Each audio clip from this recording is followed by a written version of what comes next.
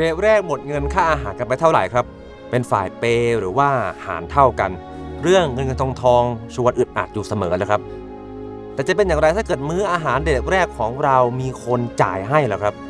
คนนั้นไม่ใช่ใครแต่ว่าเป็นรัฐบาลและนี่คือรัฐบาลยุคใหม่ครับนอกจากต้องบริหารบ้านเมืองแล้วยังต้องคอยควบงานเสริมรับบทเป็นกามเทพคอยแผงสอนให้คนมารักกันด้วย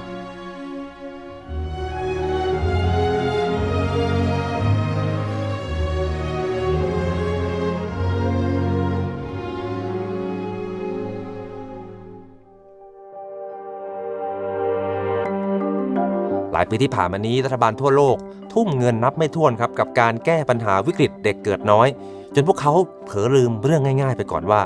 เด็กถ้าจะเกิดมาคนหนึ่งได้จำเป็นที่จะต้องหาแฟนให้ได้ก่อนครับ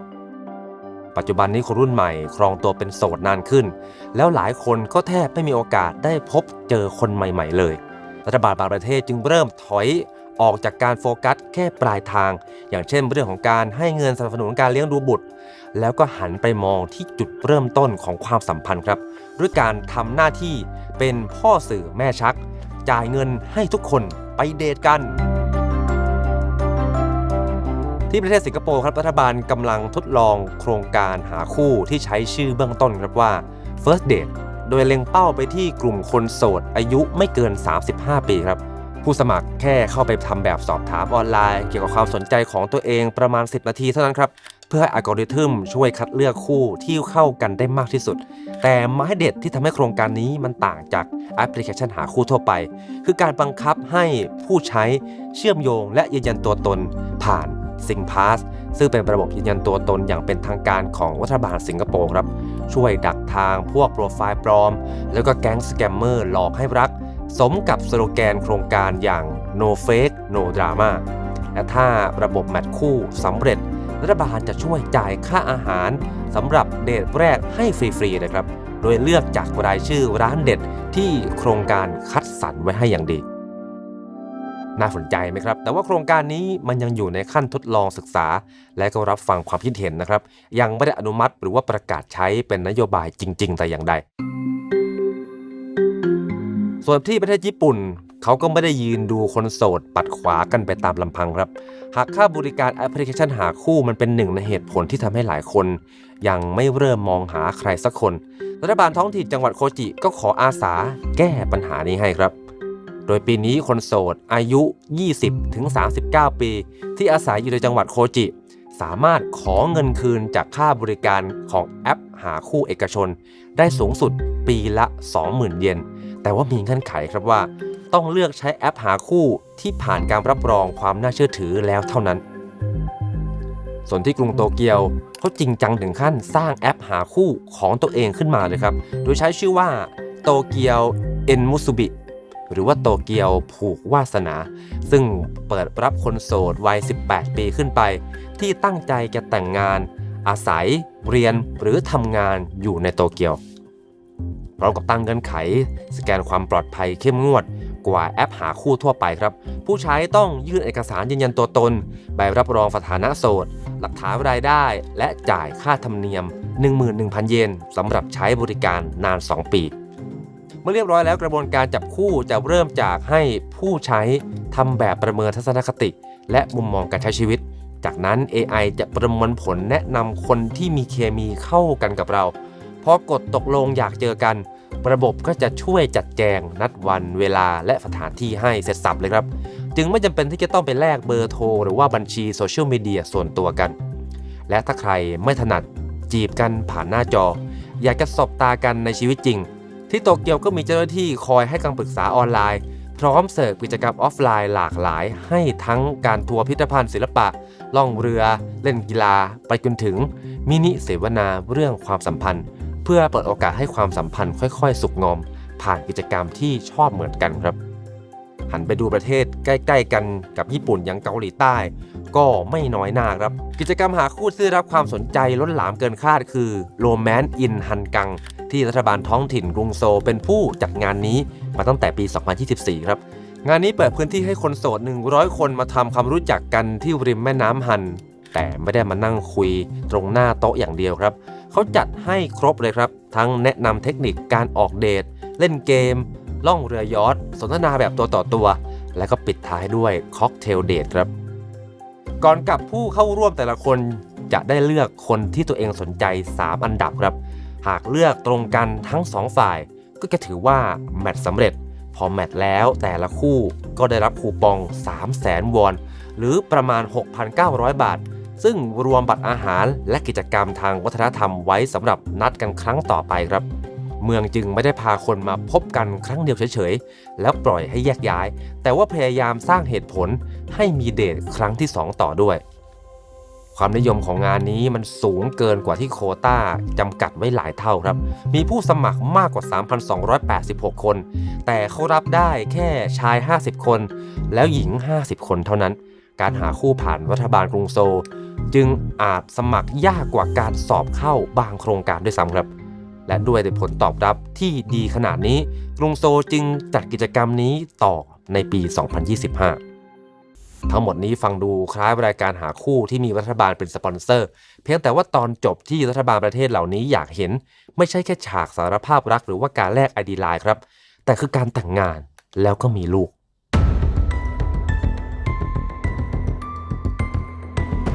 เหตุผลเบื้องหลังทั้งหมดที่รัฐบาลสิงคโปร์ญี่ปุ่นและเกาหลีใต้ต้องลงมารับบทเป็นพ่อเสือแม่ชักเพราะว่าประเทศเหล่านี้จัดอยู่ในกลุ่มประเทศที่มีเด็กเกิดใหม่น้อยมากที่สุดของโลกครับการจะรักษาขนาดประชากรให้คงที่โดยไม่ลดลงประเทศต่างๆจำเป็นต้องมีอัตราการเกิดเฉลี่ยอยู่ที่ประมาณ 2.1 คนต่อผู้หญิง1คนในปี 2025 สิงคโปร์มีตัวเลขดิ่งลงมาเหลือเพียง 0.87 ครับขณะที่เกาหลีใต้ขยับมาอยู่ที่ 0.80 ส่วนญี่ปุ่นแม้ตัวเลขจะดูสูงกว่าเพื่อนคืออยู่ที่ 1.14 แต่สถานการณ์จริงน่าตกใจกว่านั้นครับเพราะว่าจำนวนผู้เสียชีวิตพุ่งแซงหน้ายอดเด็กเกิดใหม่จนประชากรหดหายไปเกือบ1 ล้านคนในเวลาเพียงแค่ปีเดียวเทียบเท่ากับเมืองใหญ่ทั้งเมืองสาบสูญไปจากแผนที่เลยนะครับการที่รัฐหันมาทำงานเชิงรุกยอมควักเงินจ่ายค่าเดทหรือจัดงานนัดบอร์ดให้จึงเป็นทางออกที่เข้าใจได้ครับแต่คำว่าแมตช์สำเร็จในรายงานของรัฐหมายความแค่ว่าคน2คนยอมเปิดทางให้กันหลังจบกิจกรรมเท่านั้นไม่ได้การันตีว่าวันรุ่งขึ้นพวกเขายังอยากคุยต่อตกลงคบหากันแต่งงานและมีลูกด้วยกันจริงๆผลสำรวจของ UNFPA ปี 2025 ที่เก็บข้อมูลประชาชนกว่า 14,256 คนใน 14 ประเทศช่วยยืนยันได้ดีครับว่าอุปสรรคใหญ่ที่สุดที่จุดให้คนยุคนี้ไม่กล้ามีลูกหนีไม่พ้นเรื่องของภาระปากท้องครับโดย 39% ติดปัญหาเรื่องเงิน 21% กังวลเรื่องการว่างงานและความไม่มั่นคงในอาชีพอีก 19% มองว่าภาระเรื่องที่อยู่อาศัยยังหนักหนาเกินไปมีเพียงแค่ 14% เท่านั้นครับที่บอกว่ายังไม่มีคู่หรือยังหาคนที่เหมาะสมมาร่วมสร้างครอบครัวด้วยกันไม่ได้ดังนั้นในแง่หนึ่งแล้วกิจกรรมนัดบอร์ดริมแม่น้ำฮันที่รัฐการันตียอดแมตช์สำเร็จ 26-27 คู่แท้จริงจึงช่วยแค่พังทลายความประมาทได้เพียงแค่ก้าวแรกครับแต่เมื่อเดินออกจากงานทั้งคู่ยังต้องก้าวไปสู่โลกใบเดิมครับโลกที่ราคาบ้านพุ่งสูงชั่วโมงการทำงานยาวนานและภาระค่าเลี้ยงดูลูกที่ชวนให้ท้อใจจึงมีเสียงวิจารณ์ออกมาครับว่ารัฐบาลอาจจะกำลังเกาไม่ถูกที่คันประเทศญี่ปุ่นสะท้อนภาพนี้ชัดเจนแม้รัฐบาลและท้องถิ่นจะพยายามช่วยหาคู่ทั้งเพิ่มเงินเลี้ยงดูและขยายสวัสดิการครอบครัวแต่จำนวนเด็กเกิดใหม่ยังทำสถิติต่ำลงอย่างต่อเนื่องครับเพราะว่าต่อให้รัฐพาคน2คนมาเจอกันได้แต่ก็ยังไม่ได้ทำให้อนาคตของการสร้างครอบครัวมันดูง่ายขึ้นเลยรัฐบาลบอกให้เรามีลูกแต่คนส่วนใหญ่ยังไม่มีเงินมากพอที่จะดูแลเด็กอีกคนได้นี่เป็นเหตุผลของผู้หญิงคนหนึ่งที่ให้สัมภาษณ์กับ Business Insider ซึ่งน่าจะไปตรงกับเหตุผลของคนอื่นๆอีกมากมายหลายคนนะครับแม้วิกฤตประชากรจะดูเหมือนเรื่องใหม่ที่เพิ่งเกิดขึ้นในช่วงไม่กี่ปีที่ผ่านมา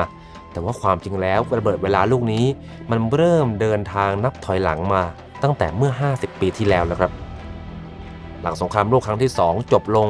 วิวัฒนาการทางการแพทย์ดีขึ้นช่วยให้เด็กเสียชีวิตน้อยลงและผู้คนมีอายุยืนยาวกว่าเดิมประชากรโลกจึงพุ่งทะยานจาก 3,000 ล้านคนเมื่อปี 1960 มาเป็น 8,200 ล้านคนในปัจจุบันครับอีกทั้งยังมีแนวโน้มเพิ่มต่อไปอีกระยะหนึ่งจนถึงจุดสูงสุดคือ 13,000 ล้านคนในปี 2084 จากนั้นจะค่อยๆลดลงเรื่อยๆแต่ในระหว่างที่จำนวนประชากรทั้งโลกสูงขึ้นความเปลี่ยนแปลงอีกด้านก็ค่อยๆก่อตัวเงียบๆผู้คนเริ่มมีลูกน้อยลงครับที่ยุโรปและอเมริกาเป็นพื้นที่แรกที่เห็นสัญญาณเรื่องนี้ชัดที่สุดครับหลังสิ้นสุดยุคเบบี้บูมอัตราการมีลูกในสหรัฐและยุโรปร่วงลงต่ำกว่าระดับสามารถทดแทนประชากรได้มาตั้งแต่ปี 1970 และทำไมการมีลูกลดลงมีมาตั้งแต่ทศวรรษ 1970 แต่ว่ามันเพิ่งมาระเบิดเอาในเวลานี้เหตุผลอยู่ที่สิ่งที่นักประชากรศาสตร์เรียกว่าแรงเฉื่อยของประชากรครับลองนึกถึงเรือลำใหญ่ๆที่ดับเครื่องยนต์ไปแล้วสิครับแต่ว่ามันยังแล่นต่อได้เพราะว่าอาศัยลมช่วยสังคมยุคนั้นมันก็คล้ายกันครับฐานประชากรของคนรุ่นเบบี้บูมมีจำนวนมหาศาลครับเมื่อพวกเขาเติบโตเข้าสู่วัยสร้างครอบครัวต่อให้แต่ละคนจะมีลูกไม่มากแต่จำนวนพ่อแม่ที่มีอยู่ยังมากพอที่จะทำให้เด็กเกิดใหม่ในภาพรวมดูสูงอยู่ได้ครับ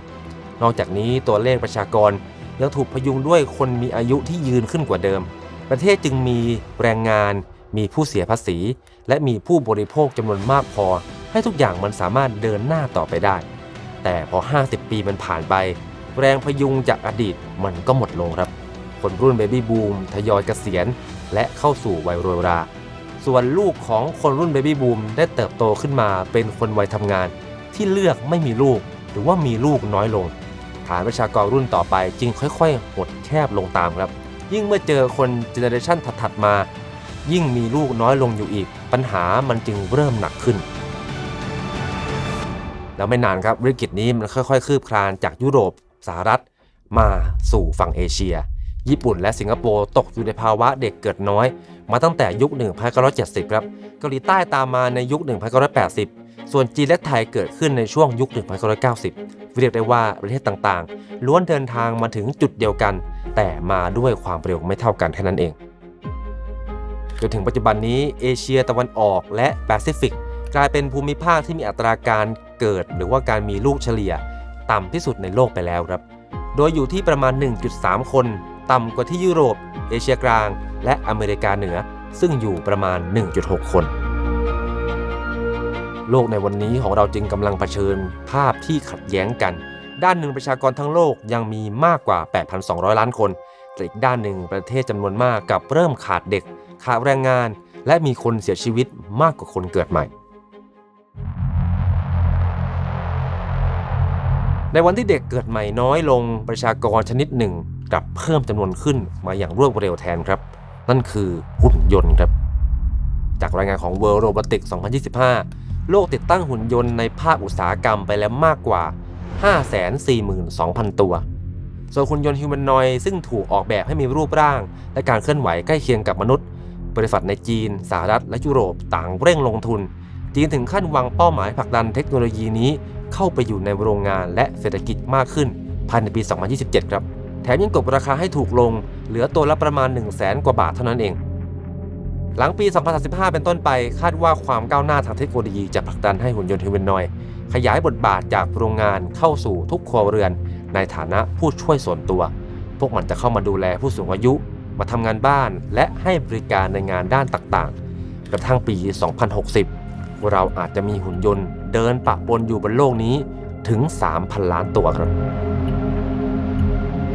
เหตุผลที่หลายประเทศฝากความหวังไว้กับหุ่นยนต์นั้นไม่ซับซ้อนหรอกครับเมื่อคนวัยทำงานลดลง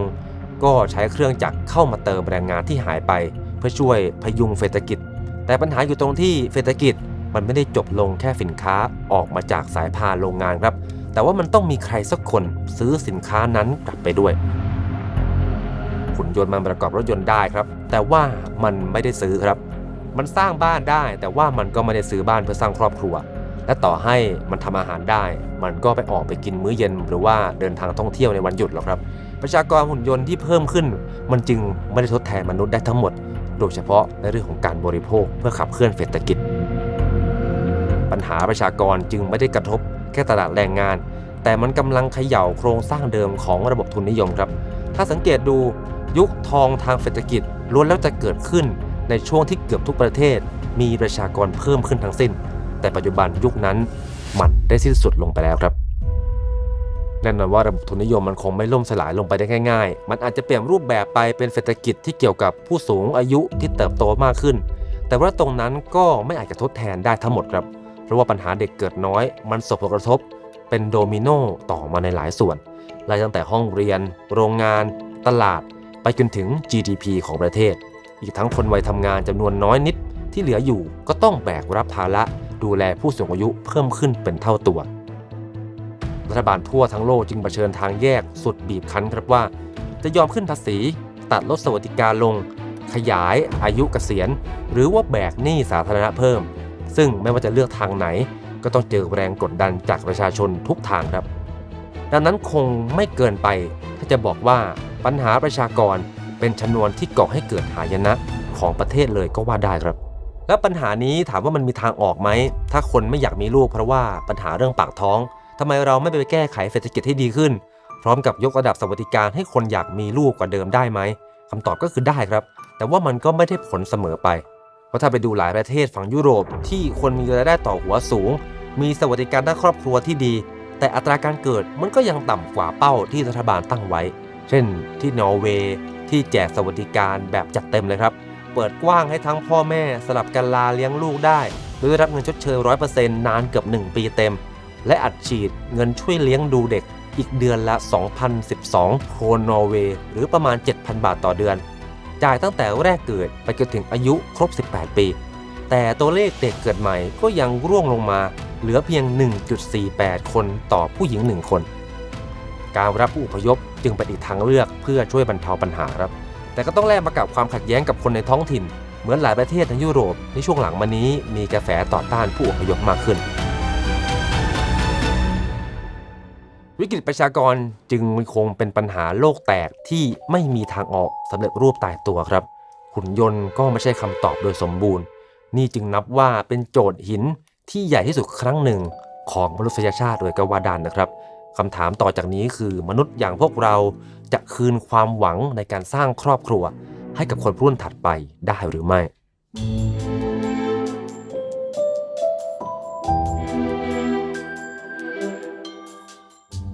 ขอบคุณคุณผู้ชมทุกท่านที่ตามรายการ Key Message และเปลี่ยนความเห็นเรื่องข้อมูลดีๆกับเราอย่างต่อเนื่องนะครับถ้าชอบเนื้อหาของเราอย่าลืมกดไลค์กดแชร์กด Subscribe หรือว่ากดฟีเจอร์ซุปเปอร์แตงเป็นกำลังใจให้พวกเราด้วยนะครับสวัสดีครับ